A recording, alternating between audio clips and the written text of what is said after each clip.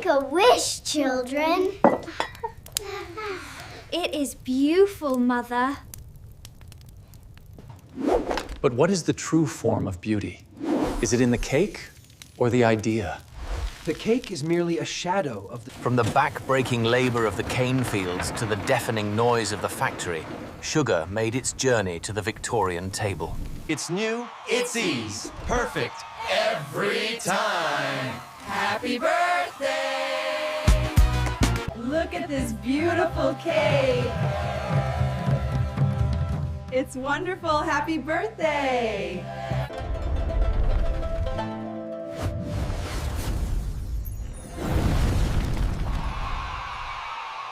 There are some traditions so ordinary, so deeply woven into the fabric of everyday life, that we rarely stop to question them. The birthday cake is one of them. It sits at the center of countless celebrations, a frosted, candle-covered symbol of joy, childhood, and the passing of another year.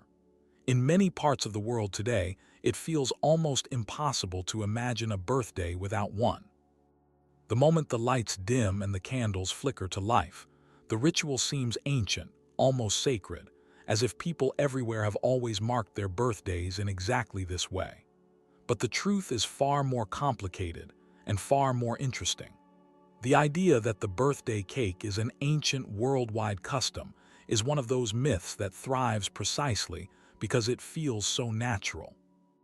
It is a story we inherit without ever being told, a story reinforced by media, advertising, and the global spread of Western consumer culture. And yet, when we look closely, the birthday cake turns out to be a surprisingly recent invention, one that emerged from specific historical conditions, shaped by technology, class, and cultural exchange. To understand why this myth persists, we have to start with the power of familiarity. Most people encounter birthday cakes from the earliest years of their lives. The ritual is introduced before we can speak, before we can form memories, and certainly before we can question where it came from.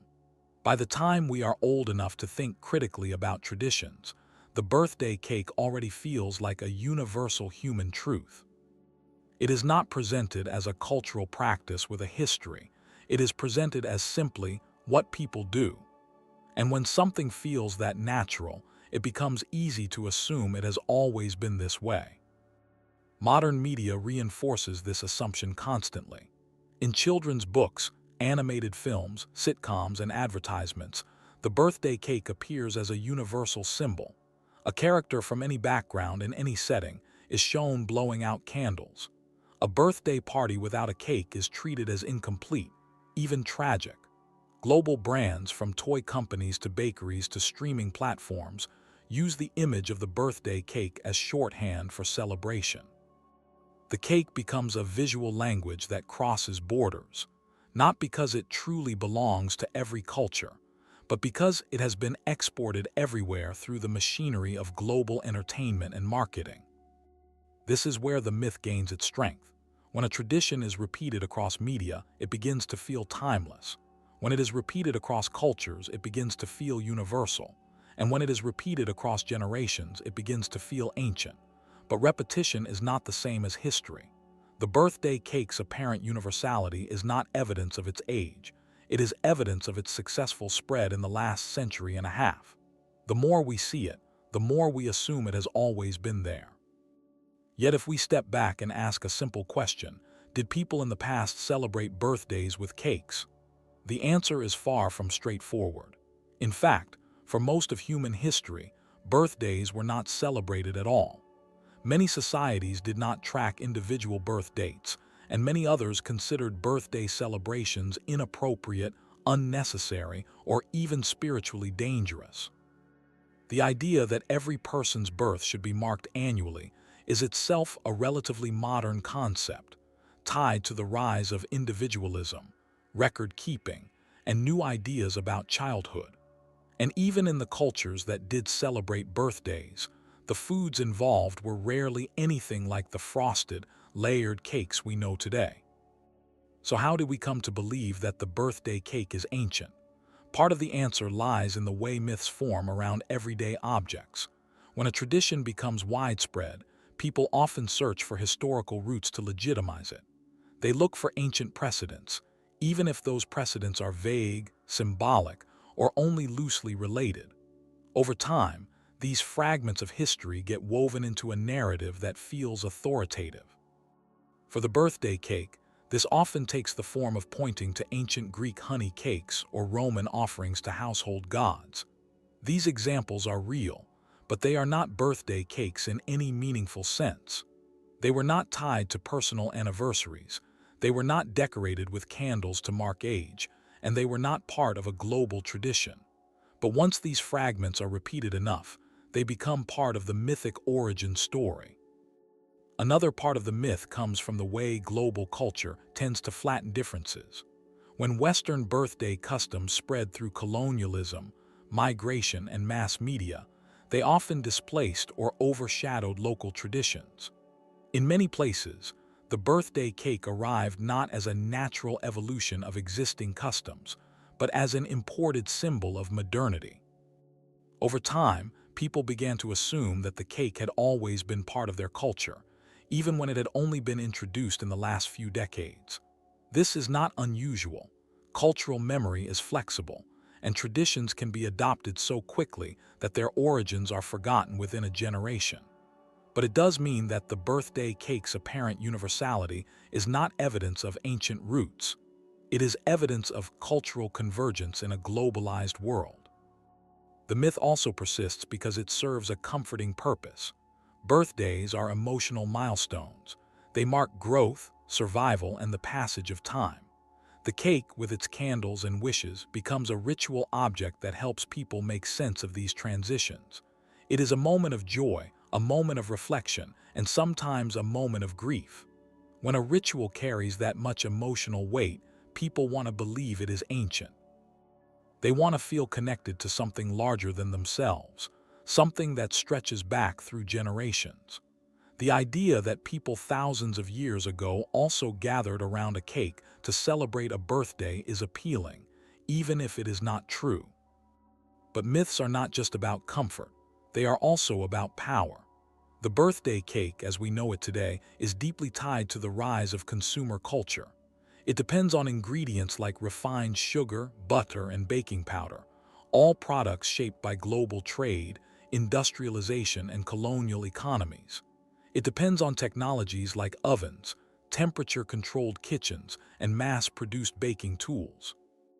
And it depends on industries that profit from selling the idea of the perfect birthday: bakeries, supermarkets, toy companies, party suppliers, and media corporations. When these industries promote the birthday cake as a universal tradition, they are not just reflecting culture, they are shaping it. They are creating a sense of obligation, a feeling that a birthday without a cake is incomplete or even wrong. This is not an ancient truth, it is a modern marketing success. Understanding this does not make the birthday cake less meaningful. If anything, it makes it more interesting. It reveals how traditions evolve, how they spread, and how they become embedded in our lives.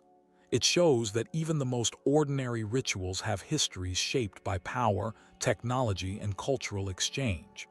And it reminds us that traditions are not static, they are constantly being reinvented. This is why questioning the birthday cake myth matters. It is not about ruining anyone's celebration or stripping joy from a beloved ritual. It is about understanding how traditions form, how they travel, and how they become naturalized. It is about recognizing that what feels universal is often the product of specific historical forces. And it is about giving space to the many cultures whose own ways of marking life events have been overshadowed by globalized norms. When we ask whether the birthday cake is an ancient worldwide custom, we are really asking a deeper question. How do everyday traditions become myths? How do we come to believe that something is timeless when it is not? And what do we lose when we accept these myths without examining them? In the chapters ahead, we will trace the birthday cake's journey from ancient celebrations that had nothing to do with personal birthdays, to medieval baking traditions that slowly made cakes possible, to the industrial era that transformed the birthday into a commercialized ritual. We will explore how the cake spread across continents, how it was adopted and adapted, and how it became a global symbol. And we will see how the myth of its ancient origins was constructed, not by historians, but by advertisers, storytellers, and the powerful force of cultural repetition. For now, it is enough to recognize that the birthday cake is not what it seems. It is not a timeless tradition shared by all humanity. It is a cultural artifact with a specific history, shaped by specific forces. And by uncovering that history, we can better understand not only the cake itself, but the broader ways in which myths take root in everyday life.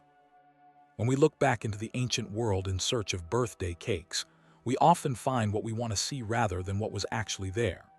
Modern culture loves the idea of continuity, the comforting belief that our rituals stretch back thousands of years in an unbroken line.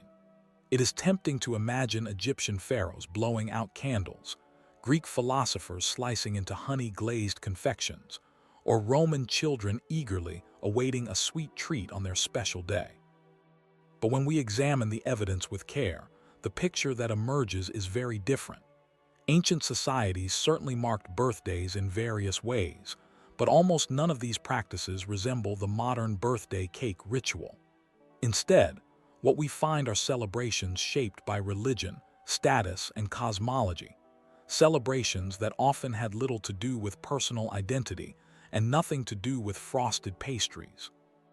Let's begin with ancient Egypt, a civilization frequently invoked in popular explanations of birthday traditions. Many articles and trivia books claim that Egyptians invented the birthday cake, usually pointing to the lavish feasts held for pharaohs. But this is a classic example of how myths form through selective interpretation. Egyptians did celebrate birthdays, but not in the way we understand them. The most important birthday in Egyptian culture was not the day a person was physically born, but the day they ascended to the throne. A pharaoh's coronation was considered a kind of divine birth, the moment they became the earthly embodiment of Horus. This was the birthday that mattered, and it was marked with rituals, offerings, and state ceremonies. There is no evidence that these celebrations involved anything like a cake. Food offerings existed, of course, but they were symbolic, religious, and often intended for the gods rather than the ruler. The idea that Egyptians baked cakes for birthdays is a modern projection, created by blending fragments of ritual food practices with our own assumptions about what a birthday celebration should look like.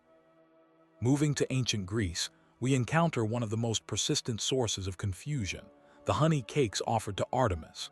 These round cakes, often decorated with candles, are frequently cited as the first birthday cakes.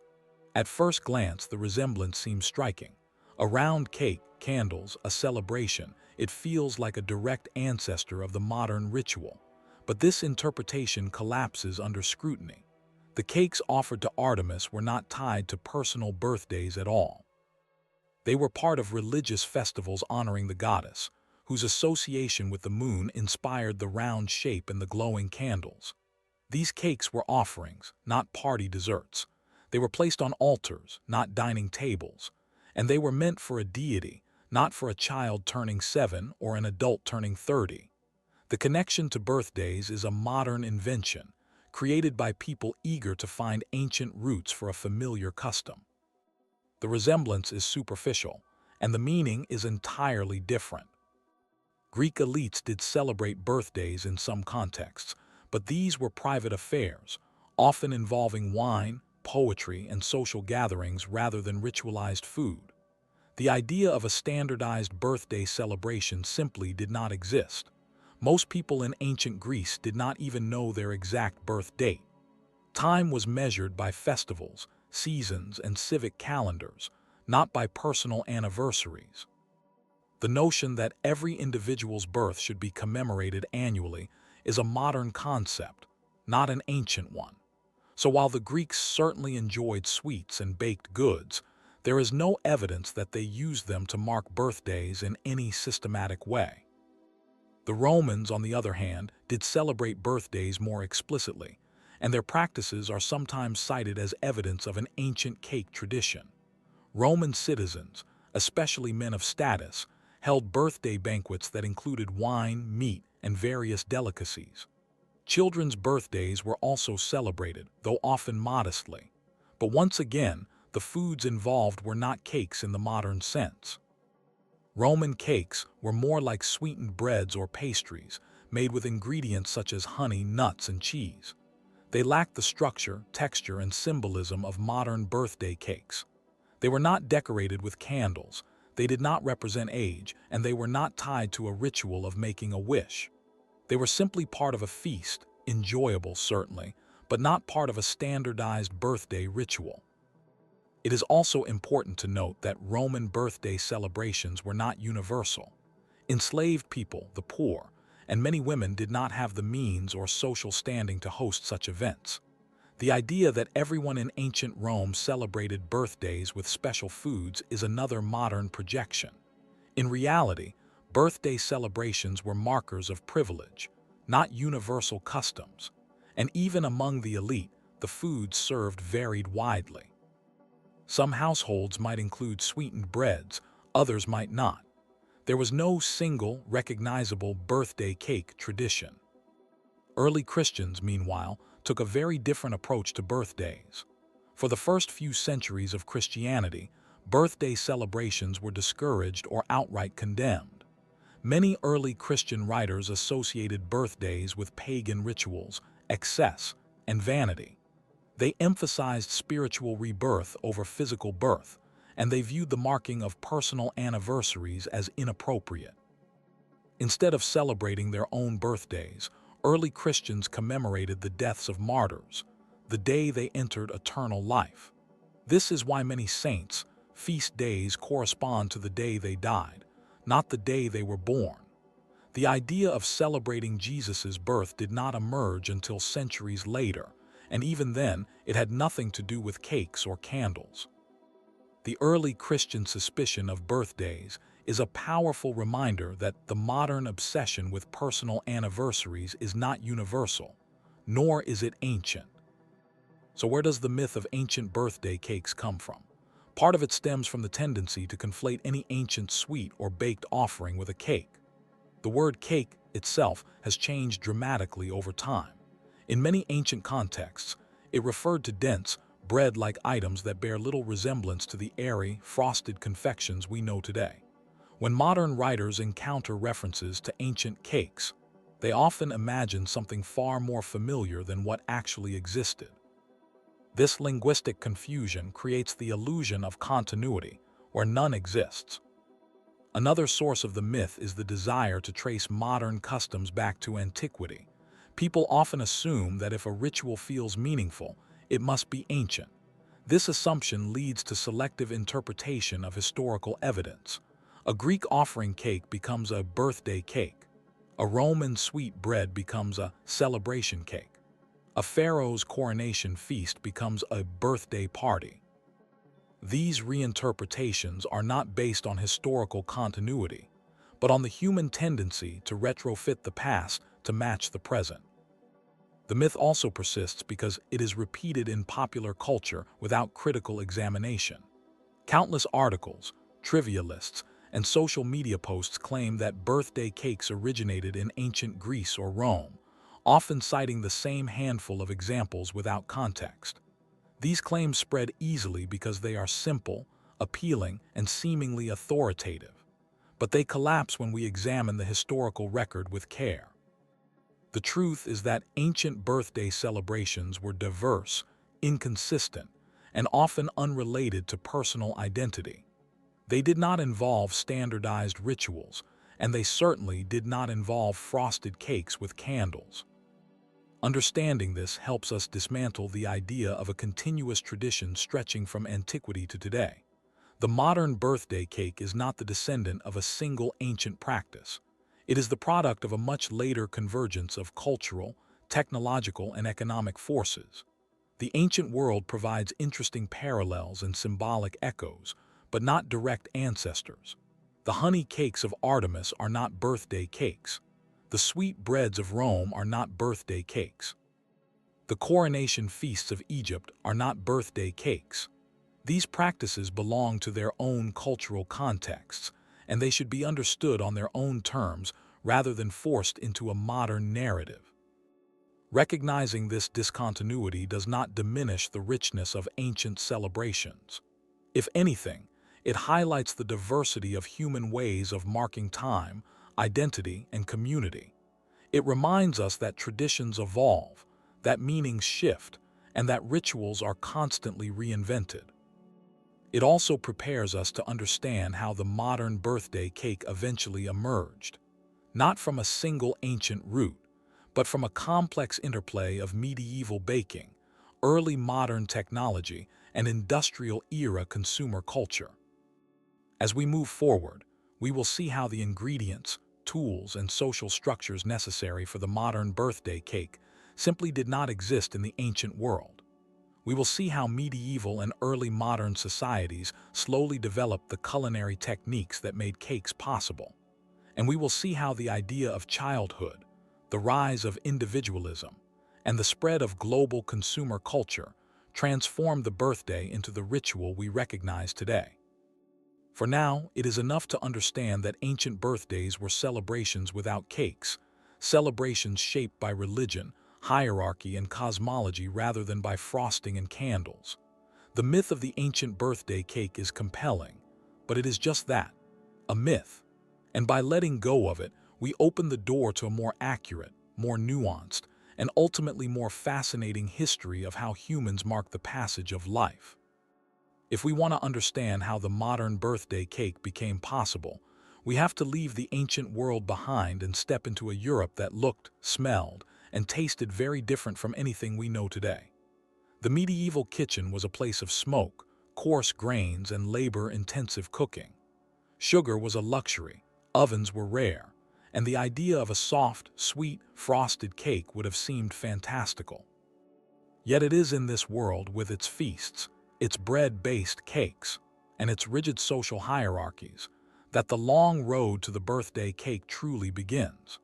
Not because medieval people celebrated birthdays with cakes, but because the technologies and ingredients that would eventually make such cakes possible were slowly, unevenly taking shape.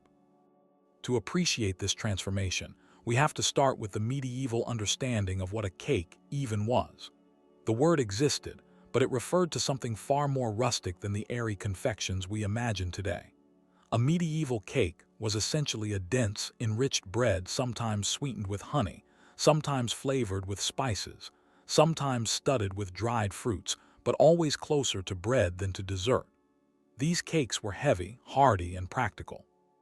They were meant to last, to travel, and to provide sustenance. They were not symbols of personal celebration, and they certainly were not tied to birthdays. Instead, they appeared at feasts, religious festivals, and seasonal gatherings, where food was a communal expression of abundance rather than an individualized ritual. The medieval feast is an important part of this story because it reveals how celebratory foods functioned in a world without modern baking. Feasts were not everyday events. They were markers of social hierarchy, religious obligation, and agricultural cycles. A lord might host a feast to display wealth and power. A village might gather for a harvest celebration. A monastery might prepare special foods for a saint's day. In all these contexts, sweetened breads or enriched pastries might appear, but they were rare, expensive, and labor-intensive. Their presence signaled status, not personal milestones. The idea of a cake dedicated to one individual's birth would have been unthinkable in a society where most people did not even know their exact birth date, and where food resources were tightly controlled by class and season. One of the biggest obstacles to anything resembling a modern cake was the scarcity and cost of sugar. In medieval Europe, sugar was not a common household ingredient. It was a luxury imported from the Middle East and North Africa, often treated as a spice rather than a sweetener. It was sold in hard cones that had to be scraped or pounded into usable form. Only the wealthy could afford it, and even then, it was used sparingly. Honey was more accessible, but it was still limited by season and geography. Without abundant sweeteners, the idea of a soft, sweet cake simply could not exist. Medieval cakes were sweet only in the sense that they were slightly sweeter than bread, not in the sense that they resembled dessert. Butter, too, was a complicated ingredient. In many parts of medieval Europe, butter was seasonal, expensive, or culturally restricted. In some regions, it was considered a peasant food. In others, it was a luxury. The Catholic Church imposed fasting rules that limited the use of animal fats, including butter, during certain periods. This meant that even when butter was available, it could not always be used freely. Without consistent access to butter, bakers could not create the rich, tender textures that define modern cakes. Instead, they relied on lard, oil, or simply enriched doughs with eggs, ingredients that produced dense, bread-like results. Then there was the issue of ovens. Today, we take ovens for granted, but in medieval Europe, they were rare and expensive. Most households did not have their own ovens. They relied on communal or lord-owned ovens, which were used primarily for bread. Baking was a communal activity governed by strict rules and fees. The idea of experimenting with delicate pastries or sweetened cakes was impractical when oven access was limited and costly. Even in wealthier households, ovens were inconsistent in temperature and difficult to control. Baking a modern-style cake requires precision, something medieval technology simply could not provide. Despite these limitations, medieval Europe did produce celebratory foods that hint at the future of cake. Spiced breads, fruit-filled pastries, and early forms of marzipan appeared at feasts and festivals. These foods were expensive and labor-intensive, often requiring the work of skilled cooks and servants. Their presence at celebrations reinforced social hierarchies. The wealthy could afford elaborate dishes, while the poor made do with simpler fare. This dynamic is crucial to understanding why the birthday cake, when it eventually emerged, was never a universal tradition. It was always tied to class, labor, and access to ingredients. As Europe moved into the early modern period, the landscape of baking began to change. Global trade expanded dramatically, bringing sugar, spices, and new ingredients into European markets. Colonization played a major role in this transformation, as sugar plantations in the Caribbean and the Americas produced vast quantities of sugar through the brutal labor of enslaved people. This influx of sugar reshaped European diets, making sweet foods more accessible, though still far from universal. The rise of sugar consumption is one of the most important developments in the history of cake, but it is also a reminder that culinary traditions are often built on systems of exploitation and inequality. With more sugar available, European bakers began experimenting with new forms of pastry and confectionery. Recipes for sweetened cakes, biscuits, and tarts appeared in early modern cookbooks, though these recipes were still aimed at wealthy households. The cakes described in these texts were often dense, spiced, and heavily flavored, closer to fruitcakes than to the light, fluffy cakes we know today. They required large quantities of eggs, butter, and sugar, as well as skilled labor and specialized equipment. Baking remained a time-consuming, expensive process, accessible only to those with resources. Another major development was the improvement of ovens. By the 16th and 17th centuries, wealthier households had access to more reliable baking technology. Brick ovens with better heat retention allowed for more consistent results. This made it possible to bake more delicate pastries and early forms of sponge cake. But even with improved ovens, baking remained a specialized skill. Most people still relied on communal ovens or purchased baked goods from professionals. The idea of a homemade birthday cake was centuries away. The early modern period also saw the rise of new social customs that would eventually influence birthday celebrations. The concept of childhood began to shift, with increasing emphasis on children as individuals with distinct needs and identities. This shift laid the groundwork for the modern birthday celebration, which centers the individual rather than the community. But in the early modern era, this idea was still developing, and it did not yet translate into personal cakes or annual rituals. What we do see, however, is the emergence of cakes as markers of special occasions, weddings, religious festivals, and seasonal celebrations. These cakes were often elaborate, decorated with sugar sculptures, marzipan, or icing. They were symbols of wealth and status, not everyday treats. Their presence at celebrations reinforced social hierarchies, just as medieval feasts had done. The idea that everyone, regardless of class, could have a cake for their birthday would have seemed absurd in a world where sugar was still expensive and baking was still labor-intensive. As we move into the 18th century, the pieces of the modern birthday cake begin to fall into place. Sugar becomes more affordable, though still tied to colonial exploitation. Butter becomes more widely available, especially in Northern Europe. Ovens become more common in middle-class households.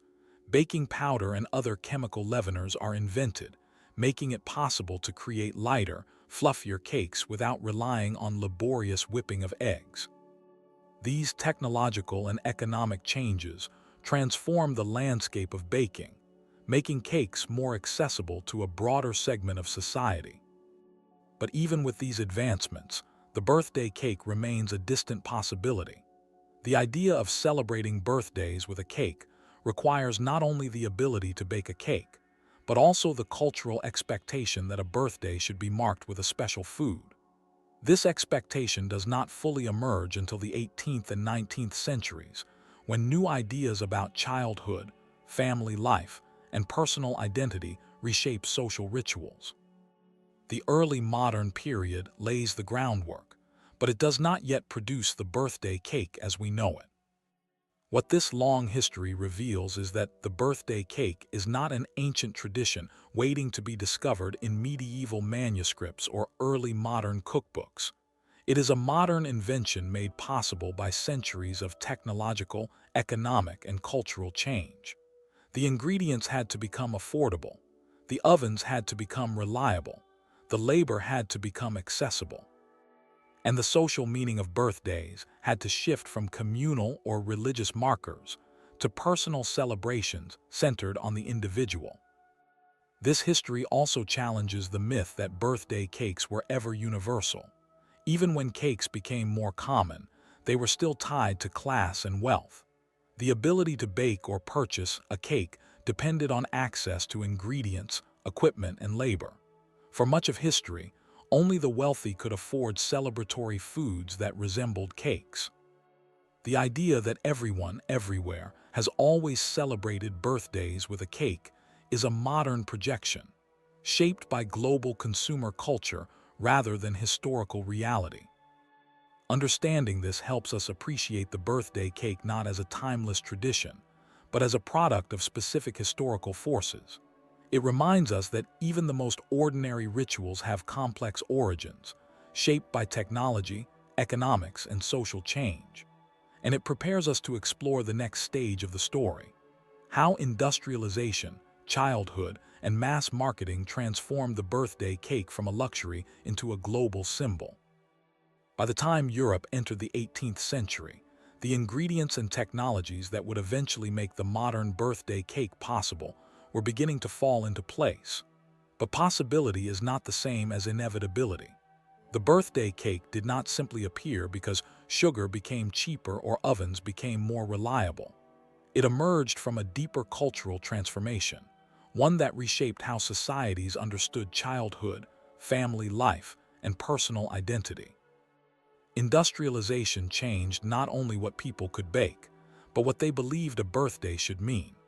And as these ideas spread through migration, advertising, and global consumer culture, a once local European custom grew into a worldwide expectation.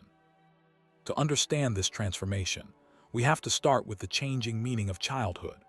In medieval and early modern Europe, children were often seen as small adults, expected to work, contribute, and behave according to their family's social role. Their birthdays were not considered milestones worthy of special celebration. But by the 18th century, Enlightenment thinkers and emerging middle-class families began to view childhood as a distinct, protected stage of life. Children were increasingly seen as innocent, emotionally sensitive, and deserving of affection and attention. This shift did not happen overnight, nor did it affect all families equally, but it laid the foundation for the modern birthday celebration.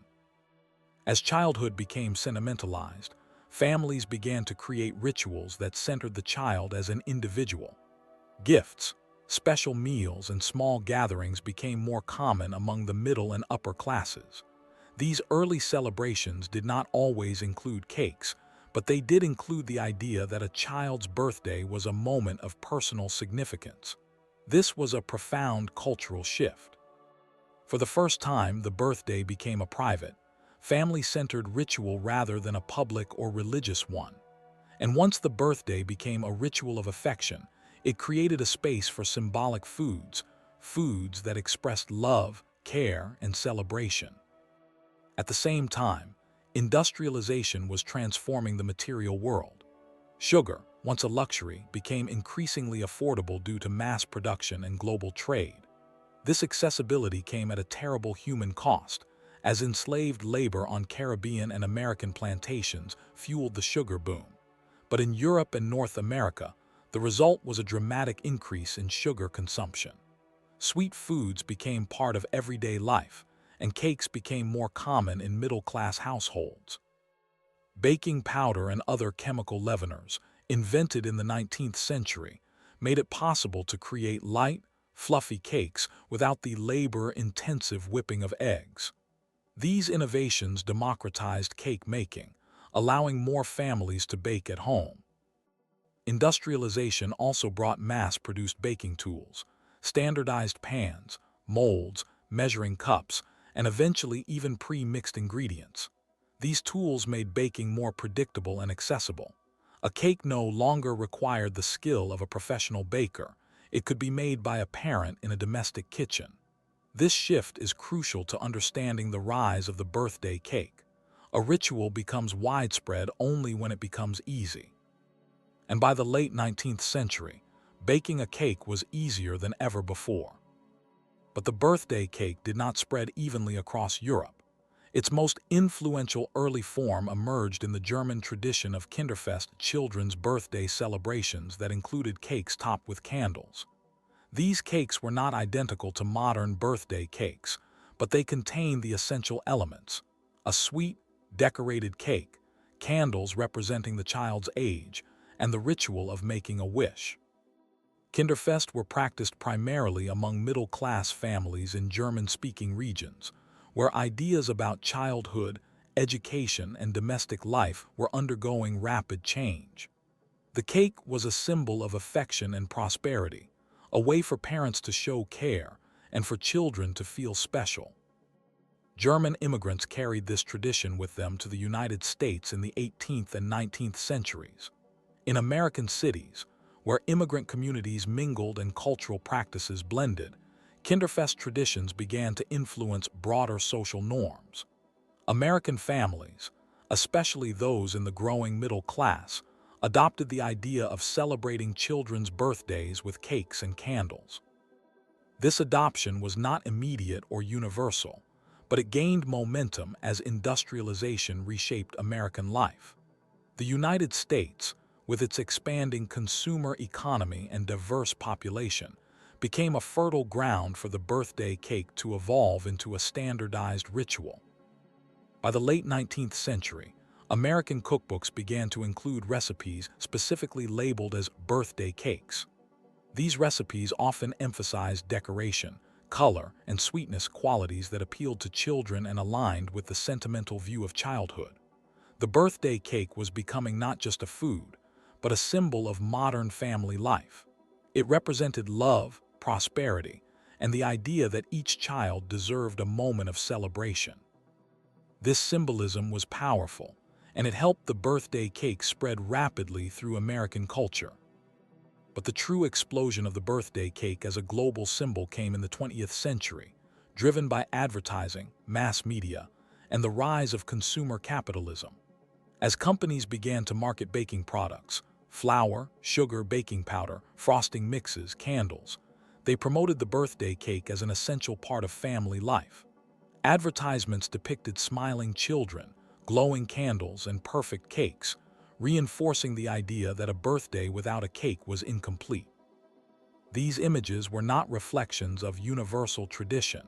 They were tools of persuasion, designed to sell products and shape consumer behavior.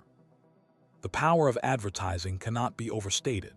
It transformed the birthday cake from a regional custom into a national expectation. Companies like Betty Crocker, Pillsbury, and Wilton created an entire industry around birthday cakes, offering recipes, tools, and decorations that made the ritual accessible to millions. Cookbooks, magazines, and eventually television shows taught families how to bake and decorate cakes at home. The birthday cake became a symbol of domestic competence, a way for parents, especially mothers, to express care through labor and creativity. This gendered dimension of the birthday cake is often overlooked, but it played a significant role in the ritual's spread.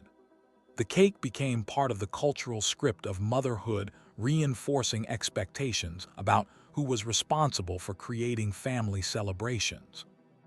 As American culture spread globally through movies, television, and consumer products, the birthday cake traveled with it. Hollywood films showed birthday parties with cakes and candles. Children's books depicted the ritual as universal. Fast food chains and global brands adopted the birthday cake as part of their marketing strategies. In many countries, the birthday cake arrived not through local tradition, but through media exposure. Families saw the ritual on screen and adopted it, sometimes blending it with local customs, sometimes replacing older practices entirely. This global spread created the illusion that the birthday cake was an ancient, worldwide tradition. When a ritual appears everywhere, it begins to feel timeless. But the reality is that the birthday cake's global dominance is a product of the 20th century, not antiquity. It spread through advertising, migration, and cultural influence, not through ancient continuity. In many places, the birthday cake is less than a century old. In some regions, it became common only in the last few decades, as global consumer culture intensified. Industrialization also changed the economics of celebration. Mass-produced cakes became available in bakeries and supermarkets, making the ritual accessible even to families who did not bake at home. Pre-made frosting, boxed cake mixes, and disposable decorations reduced the labor involved. The birthday cake became a commodity, something that could be purchased rather than made. This shift further standardized the ritual, as commercial cakes often followed similar designs and flavors. The cake became not just a symbol of family life, but a product shaped by market forces. At the same time, the birthday itself became increasingly commercialized. Party supplies, themed decorations, and children's entertainment industries grew alongside the cake. The birthday cake became the centerpiece of a larger consumer ritual, one that encouraged families to spend money to create the perfect celebration. This commercialization reinforced the idea that the birthday cake was essential, even though its history was relatively recent. Yet despite its commercial origins, the birthday cake also became a site of creativity and cultural adaptation. Families personalized cakes with names, colors, and themes. Immigrant communities blended the birthday cake with their own traditions, creating hybrid rituals that reflected both global influence and local identity. In some cultures, the cake became a symbol of modernity. In others, it became a marker of social status. The birthday cake's flexibility helped it spread, allowing it to fit into diverse cultural contexts while maintaining its core symbolism. By the late 20th century, the birthday cake had become a global icon. It appeared in advertisements, cartoons, and greeting cards. It became a universal shorthand for celebration, even in places where the ritual was newly adopted. This global visibility reinforced the myth that the birthday cake was ancient and universal. But as we have seen, its history is neither ancient nor universal. It is a product of industrialization, cultural change, and consumer capitalism. Understanding this history helps us see the birthday cake not as a timeless tradition, but as a cultural artifact shaped by specific historical forces. It reminds us that traditions are not static, they evolve, spread, and transform. And it prepares us to explore the final stage of the story, how the birthday cake became a global expectation, how different cultures responded to it, and how the myth of its universality continues to shape our understanding of celebration. By the time the birthday cake emerged as a recognizable ritual in Europe and North America, the world was already entering an era of unprecedented global movement. Empires expanded, people migrated, technologies accelerated, and media began to cross borders with astonishing speed. In this shifting landscape, the birthday cake did something remarkable. It escaped the cultural boundaries of its birthplace and began to circulate around the world. But this spread was not smooth, nor was it inevitable. It was shaped by power, by commerce, by aspiration, and by resistance. And as the birthday cake traveled, it carried with it a myth, the myth that it had always been there, everywhere, for everyone. This final chapter unpacks how that myth formed, how it obscures the diversity of global traditions, and why understanding the real history of the birthday cake matters. To understand the global spread of the birthday cake, we have to begin with colonialism. European empires did not just conquer land, they exported cultural practices, technologies, and social norms. Missionaries, administrators, merchants, and settlers brought their own rituals with them, often imposing or encouraging them in the societies they controlled. In many colonized regions, European-style celebrations became markers of modernity, education, or social status. The birthday cake, with its association with childhood, domesticity, and middle-class respectability, fit neatly into this pattern. It was not always adopted immediately, but it entered the cultural landscape as part of a broader package of European customs. In some places, the birthday cake was embraced by local elites who sought to align themselves with European modernity. In others, it was adopted by mission schools, where children learned not only reading and writing, but also the rituals of European family life. These schools often celebrated students' birthdays with small cakes or sweets, introducing the idea that a birthday required a special treat. Over time, these practices filtered into broader society, especially in urban areas where colonial influence was strongest. But this adoption was never universal. Rural communities, indigenous groups, and marginalized populations often maintained their own ways of marking life events, resisting or ignoring the imported ritual. Migration played an equally important role in spreading the birthday cake. As people moved across continents, voluntarily or through forced displacement, they carried their customs with them. German immigrants brought Kinderfeste traditions to the United States. European settlers brought birthday cakes to Australia, South Africa, and parts of Latin America. Asian and African migrants carried hybrid practices back to their home countries after living abroad. In each case, the birthday cake became part of a cultural exchange, sometimes blending with local traditions, sometimes standing apart from them. But the most powerful force in globalizing the birthday cake was not colonialism or migration alone. It was media. In the 20th century, films, television shows, advertisements, and later the internet created a shared visual language of celebration. A child blowing out candles became a universal image, repeated endlessly in cartoons, sitcoms, commercials, and greeting cards.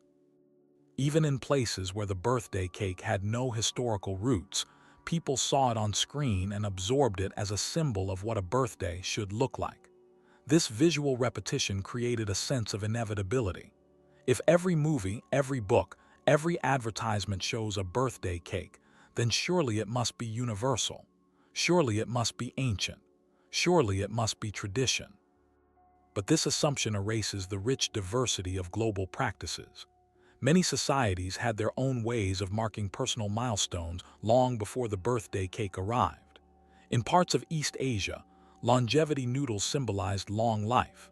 In West Africa, Naming ceremonies and coming-of-age rituals marked personal transitions. In indigenous communities across the Americas, birthdays were often less important than seasonal or communal ceremonies. In South Asia, sweets like laddus or halwa were offered during festivals or life events, but not tied to annual birthdays. These traditions were not lesser or incomplete, they were simply different. Yet as the birthday cake spread, it often overshadowed or replaced these practices, especially among younger generations exposed to global media. In some places, the birthday cake was adopted enthusiastically and adapted creatively. In Japan, for example, the Western-style strawberry shortcake became a popular birthday dessert, blending imported ideas with local tastes. In Mexico, the birthday cake merged with the piñata tradition, creating celebrations that combined European and indigenous elements.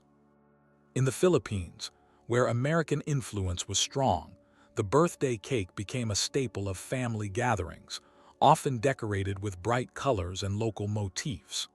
These adaptations show how traditions evolve, how people make imported rituals their own, and how cultural exchange can produce something new and meaningful. But in other places, the birthday cake faced resistance. Some communities viewed it as a symbol of westernization, incompatible with local values or religious beliefs. In parts of the Middle East, for example, some families resisted birthday celebrations altogether, seeing them as unnecessary or foreign.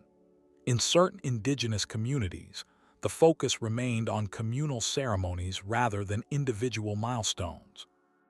In some African societies, the birthday cake was seen as an expensive luxury, accessible only to the wealthy or urban elite. These forms of resistance remind us that cultural adoption is never automatic. People choose which rituals to embrace, which to adapt, and which to reject.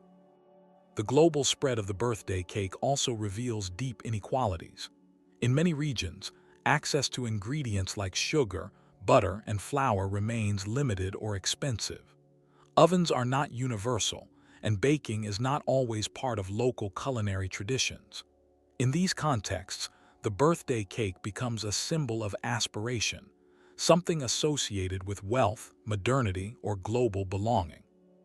Families may save money to buy a cake for a child's birthday, not because it is an ancient tradition, but because it represents participation in a global culture.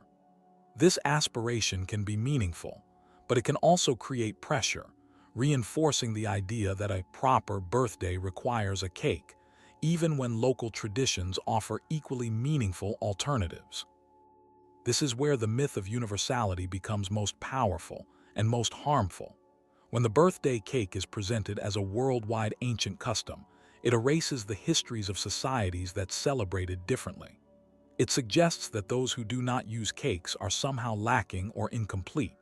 It frames Western consumer rituals as the default and everything else as deviation.